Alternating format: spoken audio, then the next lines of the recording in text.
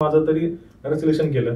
म्हणलं अरे तुझी जी बीएड आहे ना ती तुझ्या कॅरेक्टर मध्ये जी आसपासची सगळी आहेत सगळ्यांना मला बीएड लावायला लागली, फक्त तुलाच बीएड लावायला नाही लागली आणि तुला बीएड ती बरोबर दिसती आणि कॅरेक्टरला बरोबर जाते, त्यामुळे मी तुला नाही घेतलं स्टार्टला. पण तुझं काम बघून म्हणलं की वा भारी, म्हणजे मी जे डायरेक्ट तुला रोल दिलेला आहे तो चांगला रोल भेटला. तुला असं करून घेतलेलं की विलनचं म्हणलं की लोकांसमोर मी आलो पाहिजे.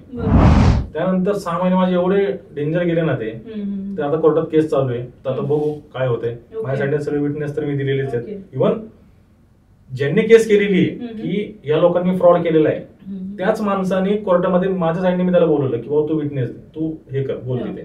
त्यावेळेस त्याच माणसाने सांगितलं की मी ज्याच्यावर केस केलेली आहे तो माणूस वेगळा आहे आणि हा प्रोसेस सुरू वेगळा. फिल्म इंडस्ट्रीमध्ये असे लोक आहेत की वर जाताना बघायचं म्हणलं की पाय ओढणार खूप लोक, असं म्हणू नये पण तुम्हाला पण माहिती आहे ते इंडस्ट्रीमध्ये होतच आहे.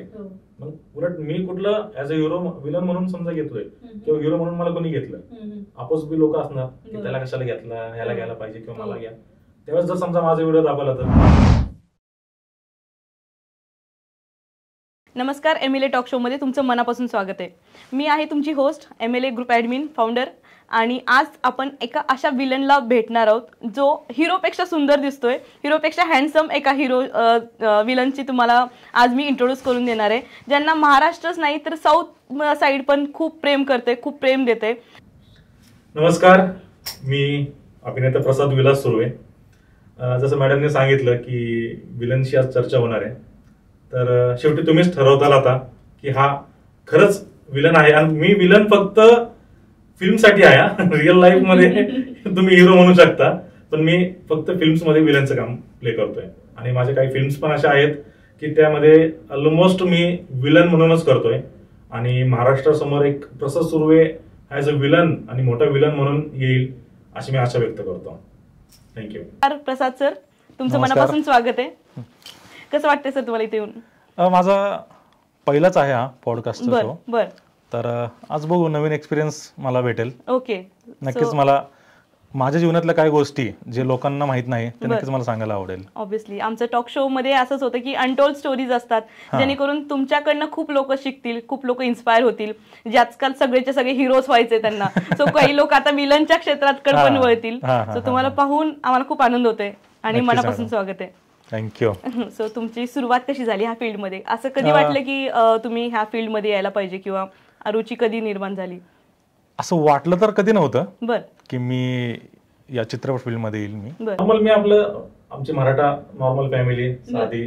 त्यानंतर शाळेत असताना तर असलं फ्युचर तर कधी माहितच नव्हतं, पण शाळेमध्ये प्रश्न विचारायचे की तुम्हाला काय व्हायचंय, तुला काय व्हायचंय, तुला काय व्हायचंय, हे नक्की विचारायचे. तर त्यावेळेस माझं असं होतं की म्हणजे मला नॉर्मल काय म्हणतात की मला डॉक्टर व्हायचंय, मला पोलीस व्हायचंय. मी म्हणायचो मला गुंड व्हायचंय लहानपणी.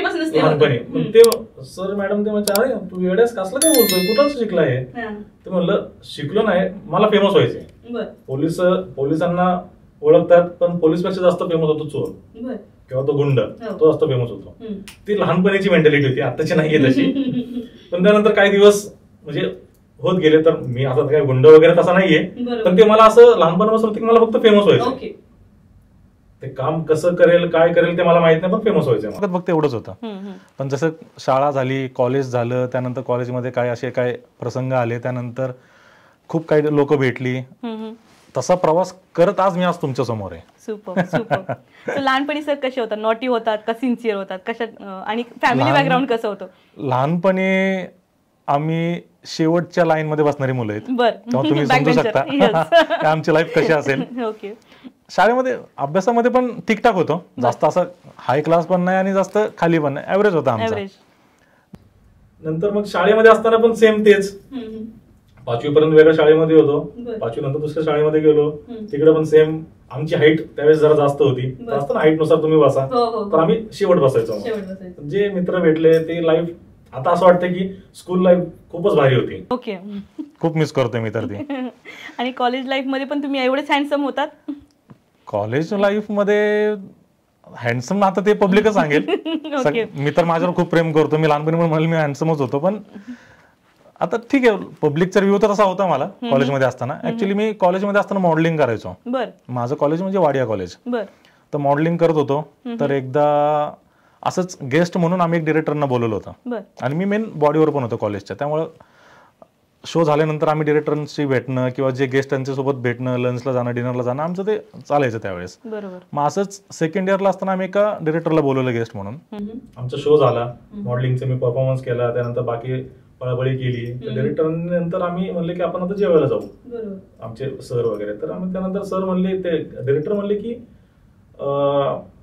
तू काय करतोस? तर म्हणलं सर मी कॉलेजमध्ये आणि मी मॉडेलिंगचे शो करतो आणि यांचा हेड पण आहे कॉलेजमध्ये. तर म्हणलं तू कधी ऍक्टिंग वगैरे ट्राय केलीस का? तर म्हणलं ऍक्टिंग ट्राय तर नाही केली मी कधी, पण नक्कीच काय चान्स भेटला तर करेल मी. तर म्हणले माझी फिल्म आहे, तर तुला मुंबईला यायला जमेल का? तर मग म्हणलं सर ठीक आहे. पण मनातून असं वाटत काय डिरेक्टर आता भेटलेत आणि लगेच मला ऑफरच, मला असं लय भारी वाटलं त्यावेळेस. तर म्हणलं सर ठीक आहे मी ट्राय करतो. मग त्यानंतर ते म्हणले की अशी तारीख आहे, त्यावेळेस येतो मुंबईला. तर मी आणि माझा फ्रेंड आम्ही गेलो मुंबईला, गेलो, ऑडिशन दिलं. तर ते ऑडिशनच्या आधी कसं 2 दिवस आम्ही त्यांच्यासोबत राहिलो तिकडे डिरेक्टरच्या इथे फार्म हाऊसला कर्जतला राहिलो. त्यानंतर आमची बॉन्डिंग चांगली झाली आणि आम्हाला टास्कच असं दिला की ते बॅक बेंचर जे होते, आम्ही शाळेमध्ये जे एन्जॉय करायचो, तो टॉपिक त्यांनी आम्हाला दिला. तर आम्ही एकदम मनमोकळेपणानेच केलं ते, त्यामुळे त्यांना ते आवडलं. त्यानंतर 1 आठवडा झाला, त्यानंतर त्यांचा फोन आला की तुमचं सिलेक्शन झालेलं आहे, तर तुम्ही फिल्ममध्ये सेकंड लीडच्या आसपासचा तुम्ही रोल करताय. तर आम्ही म्हणलं नशीब आमचं झालं तरी बाबा, इथं फुल खुश, मी खुश, माझा मित्र बी खुश. नंतर असं करत फिल्मचे डेट्स आले आम्हाला की या तारखेला शूट आहे. तर ते म्हणले की तुम्हाला थोडंफार शिकायचं असेल तर तुम्ही आमच्यासोबत जॉईन होऊ शकता. तर मला शिकणं कोणाला नकोय.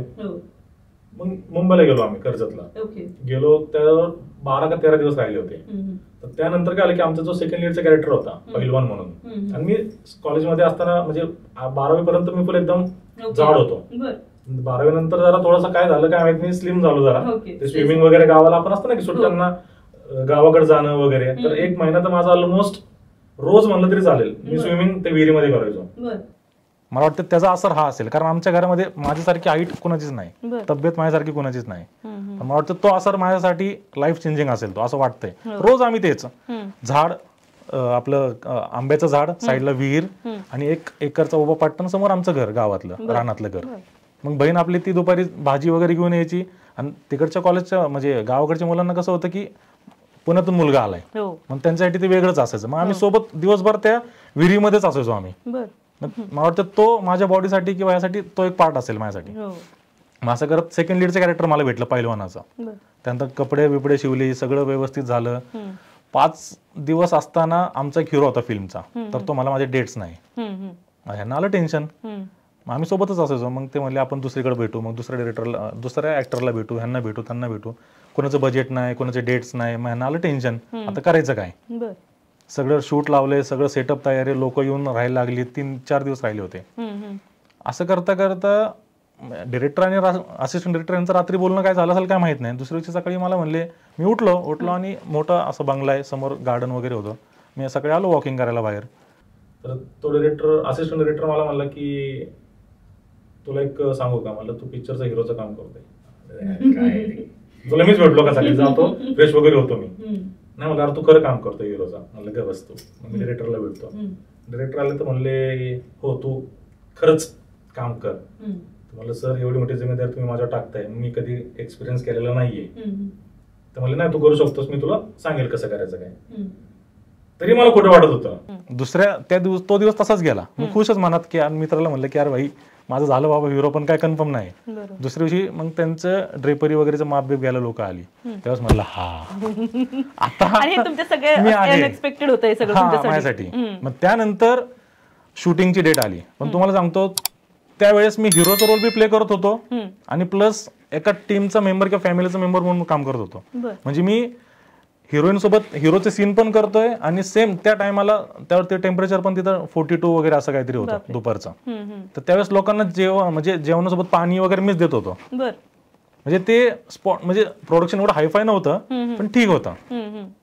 पण तिथं मी वेटर म्हणजे स्पॉट बॉयचं काम सुद्धा सांगत होतो. म्हणजे मलाच असं, आणि त्यावेळेस कसं होतं जोश होता की मी हिरो आहे. नंतर डिरेक्टर सांगायचे प्रसाद त्यांना कॉफी दे, त्यांना चहा दे, तू काय दे म्हणजे कोल्ड्रिंक आण, ह्यांना दे. मी हिरो आहे रे, हिरो आहे मी. पण ते ठीक आहे, त्या फ्लो मध्ये मी करून गेलो. का तर म्हणले ह्या माणसाने मला एवढा मोठा रोल दिलाय तर मी ह्याचं का नाही ऐकायचं, म्हणून ते करत गेलो. तसं करत ती पहिली फिल्म झाली.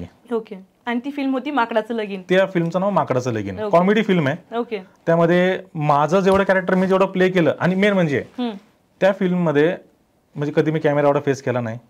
आणि पहिला सीन सरांनी लावला माझा रोमॅन्टिक. अरे बापरे. आणि ते कसं असतं ना, गावाकडचं गाय म्हशींचा गोटा असतो, त्या गोट्यामध्ये सीन आमचा. ती येते, ती म्हणते की तू का भेटत नाही मला, मी असं काहीतरी सीन. मग मी तिला जवळ घेतो वगैरे, तिला बोलतो मी की अरे नाही, मी इथं गावामध्ये कोण बघेल आपल्याला, कारण आपल्या वडिलांची क्रॉस आहे, असं काहीतरी सीन होता तो. पण तो रोमॅन्टिक सीन आणि त्यात ती जवळ आली, त्यात 100-150 लोक बघतात, ते क्राऊड झालं, गावाकडची लोक. आम्ही रोमॅन्टिक सीन, मला तर फुल घाम आला होता त्या सीनला. मला 3-4 टेक पडले. तर सर आल्यानंतर म्हणतात तू घाबरलाय का, तुला घाम किती येतोय. मला सर लाईट खूप आहे. काय तू काय घाबरलाय, मला कळतंय ते लगेच. पण तसं करून तो सीन झाला. त्यानंतर ती फिल्म शूट झाली. एक्सपिरियन्स खूप चांगला होता. आज त्यांचं नाव प्रशांत सुर्वे आहे आणि मी प्रसाद सुर्वे. तिथं पण आमचं सुर्वे आलं. लोकांना वाटलं आम्ही पाहुणे आहेत, पण पाहुणा तर नव्हतं. पण नंतर म्हटलं पाहुणेच आहे आम्ही, मी कशाला नाही म्हणून, पाहुणेचे आमचे ते. पण आज 1-1.5 वर्षापूर्वी ते एक्सपायर झाले. आज त्यांच्याचमुळे खरं तर मी आज इथे आहे. त्यांनी मला फक्त रस्ता दाखवला, पण आता रस्ता चालायचं, किती चालायचं, कसं चालायचं ते माझ्यावर आहे. पण तो माणूस माझ्यासाठी गुरु आहे. तो माणूस प्रोडक्शन ठीक आहे, खूप हायफाय नाही, खूप खाली पण नाही, पण मला त्यांनी योग्य तो रस्ता दाखवला. तर आता बघू प्रवास कसा होतोय, पण ह्यातून मी बाहेर पडू शकत नाही. सुपर. सो तुम्ही कशी सुरुवात झाली हे तर खूप छान सांगितलं, पण मला तुमच्या फॅमिली बॅकग्राऊंड बद्दल विचारायचंय की तुमची मम्मी कशी होती, त्यांच्या रिॲक्शन कशा होत्या, किंवा मुलगा आता फिल्म इंडस्ट्रीमध्ये जातोय तर त्यांची रिॲक्शन कशी होती? त्यांची रिॲक्शन म्हणजे ज्यावेळेस मी सांगितलं की फिल्म मध्ये माझं सिलेक्शन झालेलं आहे, तर त्यांना असं वाटलं की शॉर्ट फिल्म वगैरे असते, हा ठीक आहे. म्हणजे त्यांना असं काय एवढं असं नव्हतं की फिल्म मध्ये काम करतोय, तसं काय नाही वाटलं त्यांना. पण नंतर शूटला मी गेलो 1 महिना शूट करून आलो. त्यानंतर त्यांना मी बोलवलं पण होतं शूटला, तुम्ही या म्हणून, नाही का, माझं लग्न दाखवले फिल्म मध्ये, तर तुम्ही या, नाही का, तुम्ही काय म्हणतो वराडी म्हणून तुम्ही दिसताल वगैरे.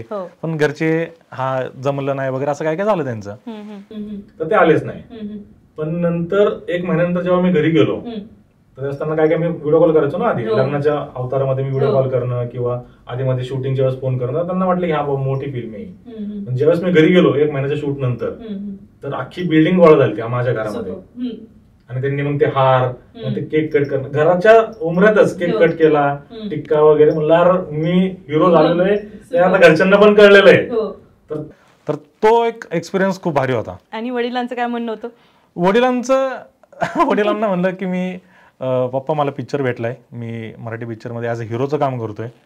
काय बोलतो, हा का, वा मस्त चालेल, तेवढीच. म्हणजे अपोज नाही केलं मला, सपोर्ट केलं. त्यावेळेस सपोर्ट केला. पण नंतर कसं झालं की काय असे लाईफ मध्ये काय कोइन्सिडन्स झाले माझ्या लाईफ मध्ये, की ते घरचे असे म्हणायला लागले की काय होतंय का बघ, नाही तर सोडून टाके, असं झालं मला. काय म्हणजे असं काय झालं लाईफ मध्ये, काय असे प्रॉब्लेम्स आले. आता कसं असतं की प्रत्येकाची लाईफ कशी असते या फिल्म लाईन मधली, मी तुम्हाला सांगतो की शून्यापासून सुरुवात करतात. स्पॉट बॉयचा असू द्या किंवा स्ट्रगलिंग पिरियड करतात. तर मला पहिलीच फिल्म म्हणजे शून्यापासून सुरुवात करत ते 10 पर्यंत 50 पर्यंत वर जातात. तर मला पहिली फिल्म हिरोची भेटली. पण त्यानंतर जर मी कुठं जायचं म्हणलं फिल्मचं काम मागायला, तर ते असं झालं की हिरो फिल्म तर रिलीज झाली आहे, पण ती अशी खूप ग्रँडर लेवलला नाही गेली, त्यामुळे लोकांना जास्त कळलं नाही. पण माझ्या मनामध्ये होतं ना की मी हिरो आहे. आणि परत ऑडिशन देऊन परत मग मॉप सीनचे कामं करायची का थर्ड लीडची कामं करायची, सेकंड लीडची कामं करायची, असं झालं. त्यानंतर तुमची फिल्म आली शेर शिवराज. तर ती तुमची भूमिका खूप गाजली किंवा तो मूवी खूप गाजला, तर त्याबद्दल थोडंसं सांगा ना आम्हाला. ते ऍक्च्युली शेर शिवराज म्हणजे दिग्पाल दादाची फिल्म आहे ती. त्यामध्ये माझं अंकुश खान पठाण, म्हणजे माझं लुक बघूनच समोरचा डिरेक्टर पाहिलं ठरवतं की हे भाऊला निगेटिव्ह रोल दिला पाहिजे. तर आमची म्हणजे दिग्पाल दादाची माझी ओळख करून दिली असतात दादाने, असतात काळे. त्यांनी असा कलाकार आहे आपल्या फिल्मला, तो जातोय बरोबर. तसं करून मी त्यांना भेटायला गेलो, दिग्पाल दादाला भेटलो. तर म्हणला की बॉडी लँग्वेज वगैरे डन. दादा काय ऑडिशन वगैरे असेल, नाही डन. मग त्यानंतर आमचं डायरेक्ट आम्ही सेटवर भेटलो. सेटवर आमचं सगळं शूट वगैरे झालं. तर आम्ही नंतर असंच गप्पा मारत बसलो होतो दादांनी. दादाला म्हणलं दादा तू ऑडिशनच नाही घेतलं माझं, तरी डायरेक्ट सिलेक्शन केलं. म्हणलं अरे तुझी जी बीएड आहे ना, ती तुझ्या कॅरेक्टर मध्ये जी आसपासची सगळी आहेत सगळ्यांना मला बीएड लावायला लागली, फक्त तुलाच बीएड लावायला नाही लागली. आणि तुला बीएड ती बरोबर दिसती आणि कॅरेक्टरला बरोबर जाते, त्यामुळे मी तुला नाही घेतलं स्टार्टला. पण तुझं काम बघून म्हणलं की वा भारी. म्हणजे मी जे डायरेक्ट तुला रोल दिलेला आहे तो चांगला रोल भेटलेला आहे. तर तशी ती फिल्म झाली, त्याचा रिस्पॉन्स पण चांगला भेटला लोकांसमोर, एक नवीन ओळख माझी झाली ऍज अ विलन म्हणून त्यामध्ये. ओके, तो एक्सपिरियन्स भारी होता तो. Super super. आणि मग त्यानंतर आला बलोच मध्ये तुमचा जो लुक आहे किंवा पोस्टरवर तुमचा फोटो आहे, सो त्या लुक बद्दल तुम्ही थोडंसं सांगा मला.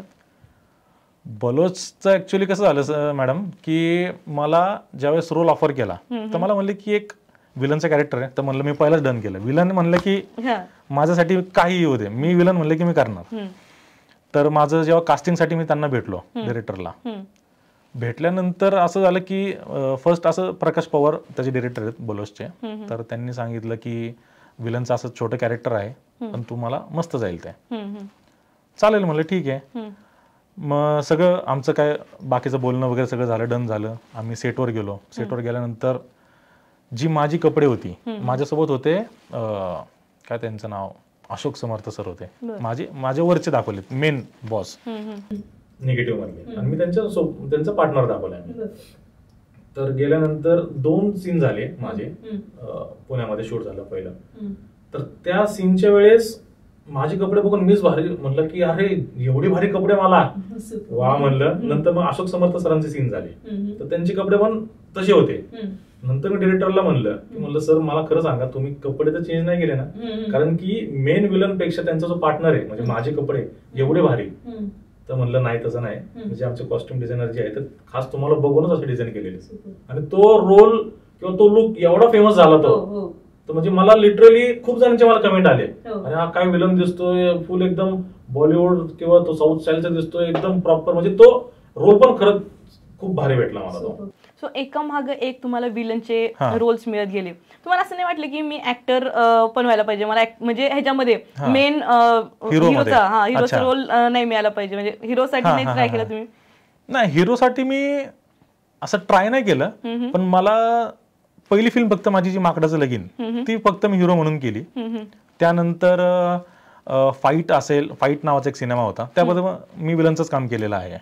हिंदी फाईट नाही, मराठी नाव आहे, मराठी फिल्म आहे फाईट नावाची, त्यामध्ये विलनचं काम केलेलं आहे मी. त्यानंतर सिरियल होती माझी स्टार प्रवाहाला, प्रेमा तुझा रंग कसा, त्यामध्ये पण निगेटिव्ह कॅरेक्टर होतं, म्हणजे नवरा बायको आणि त्या दोघांच्या मध्ये येणारा एक विलन म्हणजे कॅरेक्टर, म्हणजे ते निगेटिव्ह शेड माझाच होता. असे ते सिरियलचं पण होतं. त्यानंतर शेर शिवराज झालं, फाईट झालं, आता लेटेस्ट मध्ये नाद फिल्म आली, तर त्यामध्ये पण विलनचं कॅरेक्टर मला भेटलेलं आहे. तर विलनचं कॅरेक्टर असं झालं की मीच आता स्वतःला असं करून घेतलेलं आहे की विलनचं म्हणलं की लोकांसमोर मी आलो पाहिजे, तशी माझी स्वतःची ओळख किंवा मला तो रोल करायला जास्त कम्फर्टेबल किंवा खूप चॅलेंजिंग येतो विलनचं कॅरेक्टर. म्हणजे जेवढं तुम्ही विलन ग्रँजर दाखवताल तर तेवढं हिरोला व्हॅल्यू येणार आहे. त्यामुळं आणि विलनचे आता असं झालं की सध्या विलनचं क्रेज खूप आहे, म्हणजे पुष्पा झालं किंवा KGF झालं किंवा अशा काही फिल्म्स आहेत किंवा हिंदीमध्ये पण, तर त्यामध्ये विलन किंवा निगेटिव्ह शेडला खूप जास्त इम्पॉर्टन्स देतात, कारण की त्यांचं कॅरेक्टर ऑब्व्हियसली विलनच तसा प्ले करतोय.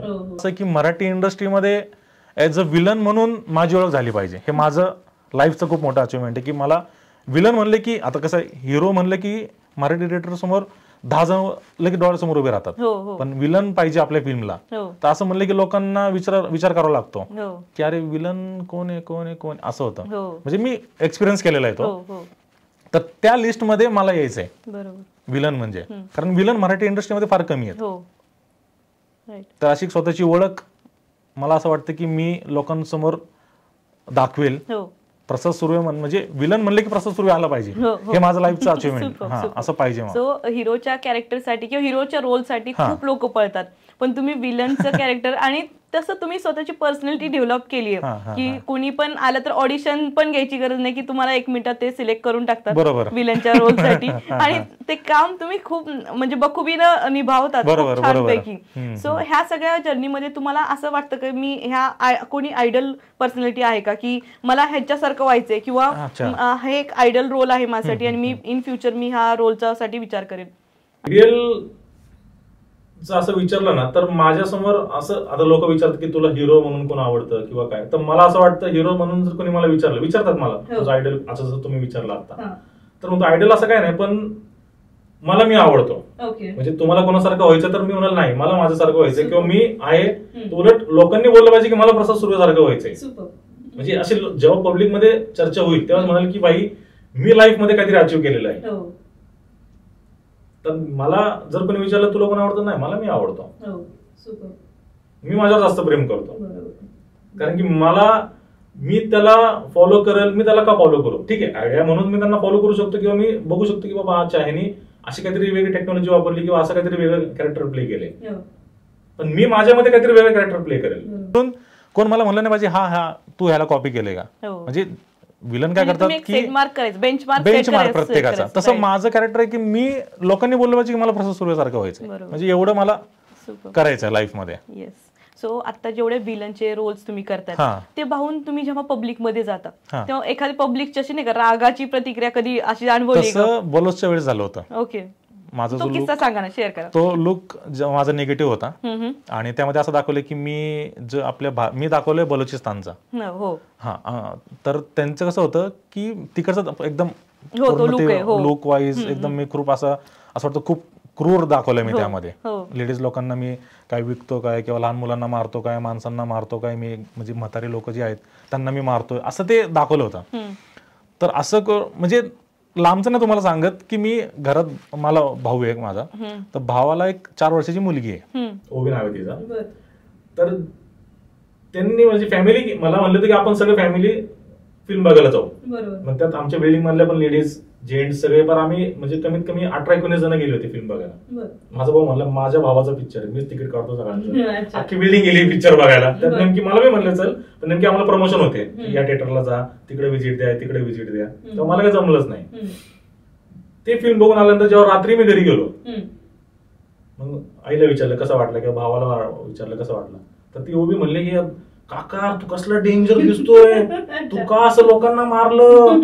नंतर मला प्रवीण तरडे सर मारतात. तेव्हा कोण होता माणूस त्यांनी तुला मारलं काका, तू एवढे लोकांना मारलं, तू चुकीचं केलं, तू असं नाही करायला पाहिजे. आणि म्हणलं ते फिल्म आहे त्यामध्ये करावं लागतं असं. पण ती म्हणली मला, भाऊ मला म्हणला की ज्यावेळेस तुला मारलं त्यावेळेस ही रडायला लागली की माझ्या काकाला का मारतं ते मला. तर ते जर मी असतो ना समोर तर ते मीच असं झालं असतं की यार ही रडतीये मला काय होतंय म्हणून. खरंच मस्तच मस्त. सो आता एक रिसेंटली किस्सा झाला होता न्यूज चॅनल बरोबरचा, तो थोडासा खूपच म्हणजे आता व्हायरल झाला होता. तर त्याबद्दल थोडंसं सांगा ना आम्हाला. ऍक्च्युली काय आहे की एक न्यूज चॅनल आहे, तर त्या न्यूज चॅनलनी एक न्यूज होती. त्या न्यूज अशी होती की त्या लोकांनी फ्रॉड केलेला आहे. आपली चित्रपट महामंडळाची न्यूज आहे ती, बाहेरची अशी नाहीये. तर त्या न्यूज मध्ये माझा फोटो चुकून दाखवण्यात आला. हे मी सांगतो कारण आता माझी केस कोर्टात चालू आहे. तर ते कोर्ट आता जे सांगेल त्यावर आपण बघू. पण त्या चॅनलने काय केलं की कुठल्याही गोष्टीची शहानिशा न करता माझा फोटो त्यात युज केला. त्यात आमचं नाव सेम आहे असल्यामुळे, पण ते एवढं मोठं जर चॅनल आहे तर त्यांचं एवढं तर काम बनतं की फोटो तुम्ही पहिलं बघा की हाच माणूस आहे का तो. कारण की त्यांच्या चुकीमुळे माझ्या करिअरवर माझा लॉस झालाय. मी जसं तुम्हाला थोड्या पूर्वी सांगितलं की पहिला हिरो म्हणून आलो, पण नंतर माझ्या लाईफ मध्ये असं काही कोइन्सिडन्स झाले की मी परत हिरोवर गेलो, शून्यावरून हिरोवर गेलो, परत मी खाली पडलो. त्या न्यूज मुळे परत मी खाली पडलो कारण की लोकांसमोर माझी इमेज झाली की हा फ्रॉड आहे. खूप लोकांचं, इव्हन माझ्या घरच्यांचं मला असं बोलणं आलं की यार तू असं काय केलं, तू का पैसे खाल्ले, काय केलं. आता न्यूज दाखवतात. आता घरच्यांना काय माहिती बाबा हे चुकून झालंय, मी सांगतोय चुकून झालेलं आहे किंवा मी कोर्टात केस करणार आहे, नाही पण तू असं करू नको, तू फिल्म सोडून टाक, तुला म्हणलं होतं आधीच. असं खूप काय म्हणजे घरच्यांचंच निगेटिव्ह आलं. तर घरच्यांसमोर तर म्हणजे ती खूप गोष्ट माझ्या मनाला लागली. प्लस मला काय फोन्स आले की यार गावाकडच्या लोकांचे फोन आले, मला आले फोन, माझ्या फॅमिलीला फोन आले की प्रसादने असं काय केलंय. खूप काय असं काय झालं लाईफ मध्ये की तो क्षण जो होता ना माझा 6 महिन्याचा पिरियड, त्यावेळेस त्या केसमध्ये ज्यावेळेस मी पोलीस चौकीमध्ये गेलो तर माझी कोणी कंप्लेंट सुद्धा नाही घेतली. चॅनल मोठा आहे म्हणून. प्लस मी पॉलिटिकल लोकांकडे गेलो ज्यांचं आज मार्केटमध्ये खूप मोठं नाव आहे, त्यांच्याकडे गेलो, त्यांचं पण नकार आला, मी नाही तुला हेल्प करू शकत. पब्लिक मध्ये गेलो, माझे ऍक्टर जे मित्र आहेत त्यांना गेलो, रेडिओ मिर्चीवाल्यांकडे गेलो, प्रेसवाले जे आहेत म्हणजे न्यूज सकाळ लोकमत वगैरे त्यांच्याकडे गेलो, त्यांच्याकडे नाही, टीव्ही चॅनल वाल्यांकडे गेलो, कोणाचाच सपोर्ट नाही भेटला. कोणाचाच नाही. घरच्यांना बोलत घरचे म्हणले की जाऊ दे सोडून टाक आता, त्यांच्या नादी नको लागू वगैरे. अरे म्हणलं पण माझा धब्बा लागला ना, मी फ्रॉड आहे म्हणून, तर मी धब्बा कसा काढू तो? कारण मला फिल्म मध्ये काम देणारे लोक हीच लोक आहेत. डिरेक्टर लोकांना आपली मराठी इंडस्ट्री छोटीशी आहे, ती लगेच बातमी व्हायरल होती. त्यानंतर 6 महिने माझे एवढे डेंजर गेले ना ते आता कोर्टात केस चालू आहे. तर आता बघू काय होतंय. माझ्या साईडने सगळे विटनेस तर मी दिलेलेच आहेत. इव्हन ज्यांनी केस केलेली आहे की या लोकांनी फ्रॉड केलेला आहे, त्याच माणसाने कोर्टामध्ये माझ्या साईडने मी त्याला बोलवलं की बाबा तू विटनेस तू हे कर बोल तिथे. त्यावेळेस त्यांनी त्याच माणसाने सांगितलं की मी ज्याच्यावर केस केलेली आहे तो माणूस वेगळा आहे आणि हा प्रसाद सुर्वे वेगळा आहे.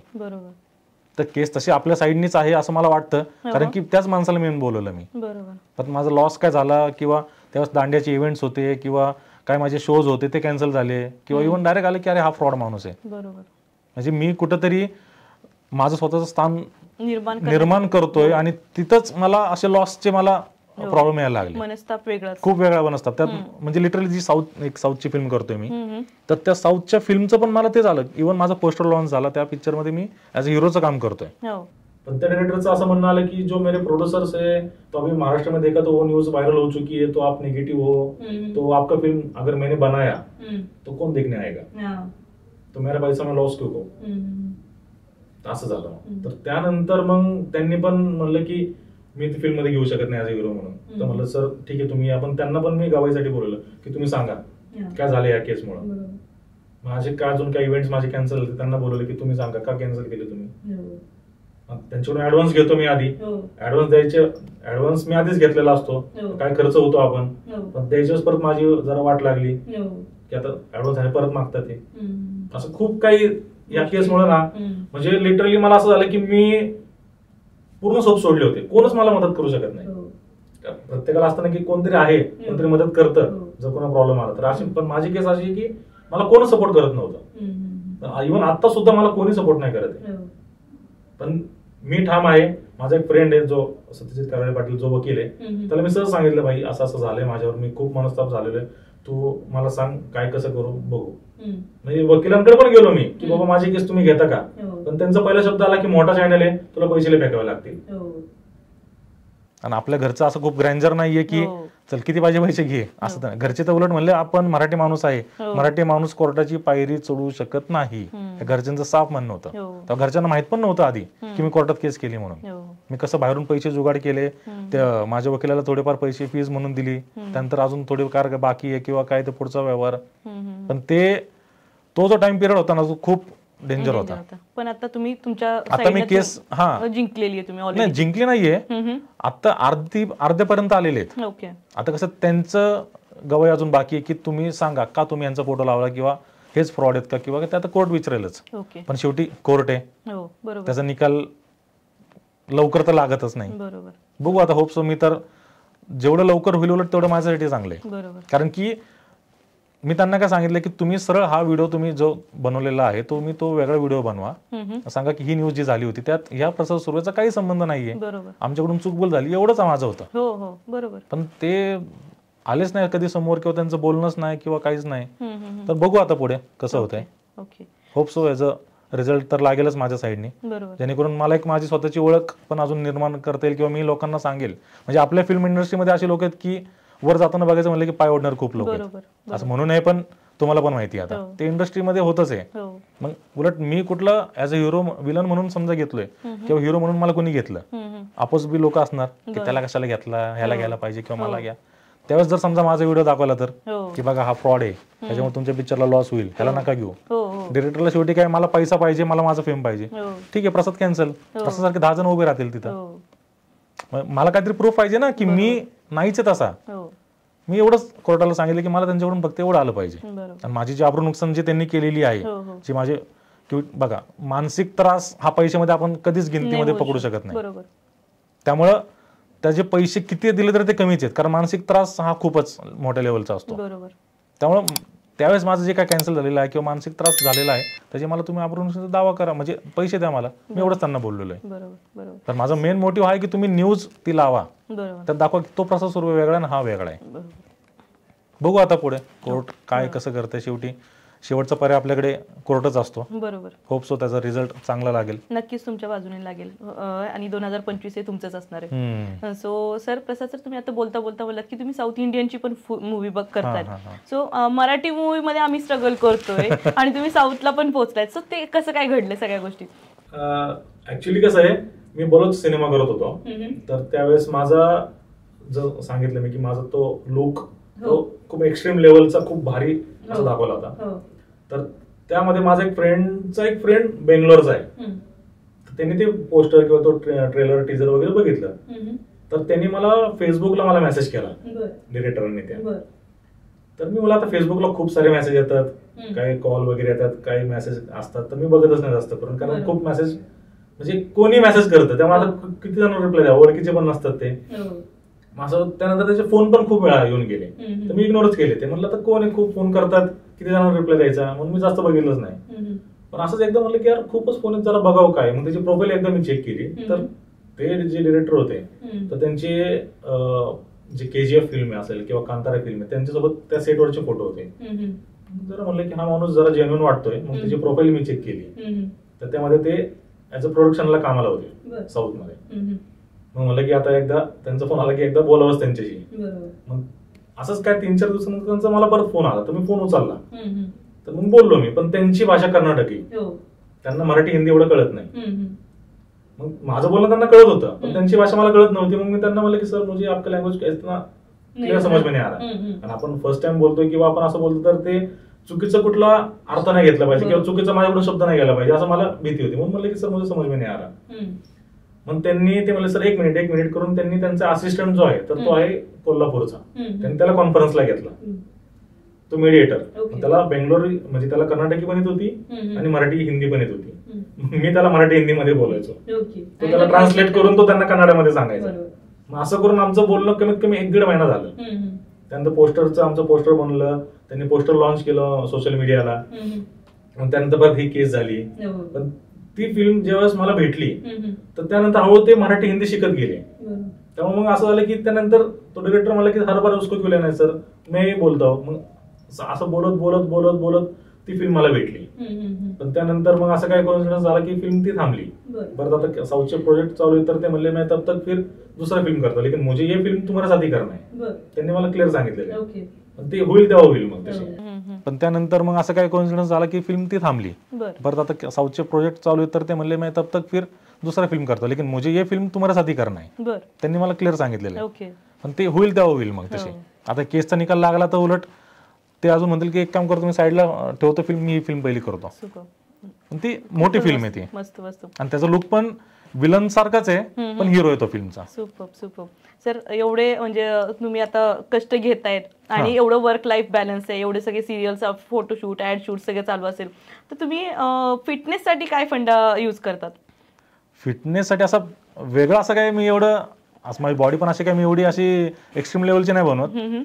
म्हणजे त्याच्याबद्दल सांगायचं झालं तर जिम मी कधी करतो जेव्हा शूट वगैरे असेल, जेव्हा आपल्या डेट्स वगैरे कळतात, तर त्याच्या 2-3 महिने किंवा 2 महिन्याच्या आसपास मी जिमला जातो. जेवढी पाहिजे तेवढी मी बॉडी तेवढी होती. म्हणजे असं जास्त मराठी इंडस्ट्रीमध्ये असे नाहीत की तुम्ही ऍब्सच कमवले पाहिजे किंवा हेच झालं पाहिजे, अशी अजून रिक्वायरमेंट मला तर नाही आली. त्यामुळे मी त्यात सेट होत गेलो सगळीकडे. आणि मेन म्हणजे कसं आहे की जिमची बॉडी ही आजकालचा ट्रेंड आहे की ही पाहिजेच आहे. पण गॉड गिफ्ट मला असं आहे की हाईट मला आहे, पर्सनॅलिटी पण मला अशी देवाने दिली की जरी जिम नाही केली तरी माझी मेंटेन तशी आहे. त्यामुळे मला अशी जिमची पण जास्त अशी गरज नाही. आणि मेन म्हणजे खाण्यापिण्यात थोडंफार तेवढं करावंच लागतं की बाहेरचं खाणं थोडं कमी करणं, ऑइली कमी खाणं, तेवढं तर मी ते पाळतोच. मग ओके, मस्त. सो खूप साऱ्या मुलींचे पण प्रपोजल तुम्हाला येत असतील. काय एक्सपिरियन्स आहे की लग्नासाठी प्रपोजल येत आहेत आता सध्याच्या घडीला? नाही, प्रपोजल तर येतात तसे, पण काय शेवटी आता वय पण तसं लग्नाचं झालेलं आहे. पण कसं होतं माझं पर्सनली असं आहे की लग्न तर आपण काय कधी करू शकतो, त्याला हेच नाही. म्हणजे आता आहे आपलं परफॉर्मन्स चांगला आहे, आपण लोकांमध्ये फेम आपला आहे, त्यामुळं ते लग्न काय होईल. पण माझं असं पर्सनली मत आहे की लाईफमध्ये मी जर एक अचिव्हमेंट जर केली, आत्ताची घडी अशी आहे की नवरा बायको दोन्ही कमवलं पाहिजे, इज्जत दोघांना सेम भेटली पाहिजे. जर बायकोसमोर नवऱ्याला इज्जत कमी भेटली तर ते काहीतरी वेगळंच लॉजिक दुनियासमोर येतं. तर तसं नकोय मला. मी एकदम मला एक चांगली मोठी फिल्म किंवा एक लाईफ मध्ये किंवा आत्ताच्या घडीला समजा माझं एक मोठं नाव झालं, एक चांगलं ग्रँजर असं, तर त्यानंतर मी लग्न तर लगेच करेल, तसं काही हे नाहीये. म्हणजे माझं असं की मला अजून मी तेवढा परिपूर्ण नाहीये की मी आता लगेच लग्न करेल. लग्न करायला काय उद्या पण लग्न करू शकतो, पण लग्नानंतरचे जे हाल आहेत जे मी मित्रांचे बघतोय की ते पैसा असू दे किंवा मेंटली स्ट्रॉंग आहेत की नाही ते असू दे किंवा फॅमिलीचं जे माहोल असू दे, त्यामुळे मला वाटतं थोडंसं मी अजून कमी आहे त्यामध्ये. ओके, सो मे बी हा पॉडकास्ट नंतर भरपूर प्रपोजल येतील, कारण आमचा लेडीज ग्रुप आहे. अच्छा. सो भरपूर म्हणजे फेमस होऊन जाईल महाराष्ट्रामध्ये आणि बरेचसे प्रपोजल येतील. So be ready for that. पण त्यापेक्षा मला आता सध्या म्हणजे तुमच्या फील्ड मध्ये लेडीज आहेत खूप, पण मला असं वाटतं की त्या लेडीज मध्ये पण डिरेक्टर जर लेडीज असतील तर मला ते फिल्म पण मला नक्कीच भेटेल त्यामध्ये. निश्चित भेटेल. आणि सर आता अपकमिंग काय काय मूवीज येत आहेत तुमच्या सध्या? अपकमिंग मध्ये साऊथची फिल्म आहे माझी, म्हणजे जे मी तुम्हाला सांगितली आता जी फिल्म, तर त्यांचाच एक पार्टनर आहे. तर त्यांची एक आता एक लेटेस्ट मला वाटतं जानेवारीच्या एंडला शूट लागेल आमचं. चौडी त्या फिल्मचं नाव आहे, चौडेश्वरी, जी साऊथची देवी आहे. तर त्या चौडेश्वरी आता कांतारा किंवा पुष्पा हे कशा देवाच्या थोड्याशा अशा ह्याच्यात, तर त्या टाईपची चौडी अशी फिल्म आहे. तर त्यामध्ये पण मी विलनचं कॅरेक्टर प्ले करतोय. आणि ते असं की या म्हणजे 2025 एंड पर्यंत ते रिलीज करायचा प्लॅन आहे. मोठी फिल्म आहे ती, पण आणि ती फिल्म पॅन इंडिया आहे. म्हणजे शूट मराठीमध्येच होईल, मराठी आणि साऊथ ऍक्टर त्यामध्ये मिक्स आहेत, अशी करून ती फिल्म होती. म्हणजे मराठीमध्ये शूट होऊन परत ते कन्नडा, तमिळ, मल्याळम, हिंदी यामध्ये डब करून ती फिल्म रिलीज होईल. Hope so. ती साऊथची फिल्मचं क्रेज सध्या खूपच आहे, खूप जास्त. Hope so. पण ती आणि त्यांच्या डिरेक्टरचे माइंड किंवा त्यांची टेक्नॉलॉजी, त्यांचं म्युझिक असू दे, त्यांचं म्हणजे ओव्हरऑल कॅमेरा असू दे किंवा स्टंट असू दे, खूपच भारी आहे ते.